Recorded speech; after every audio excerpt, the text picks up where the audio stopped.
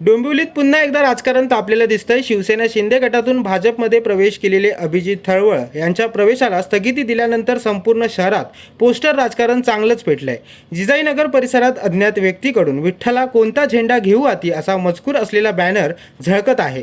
ही बॅनरबाजी अगदी भाजप प्रदेशाध्यक्ष रवींद्र चव्हाण यांच्या फेसबुकवरून अभिजित थरवळ यांच्या प्रवेशाला स्थगिती असल्याची पोस्ट आल्यानंतर सुरू झाल्याचं दिसून येतंय। अभिजित थरवळ हे डोंबिवलीचे माजी नगरसेवक सदानंद थरवळ यांचे पुत्र आहेत। काही दिवसांपूर्वीच त्यांनी शिंदे गट सोडून भाजपमध्ये प्रवेश केला होता। मात्र अचानक मिळालेल्या या स्थगितीमुळे अभिजित थरवळ यांची पुढील राजकीय दिशा काय असेल असा प्रश्न उपस्थित होत आहे।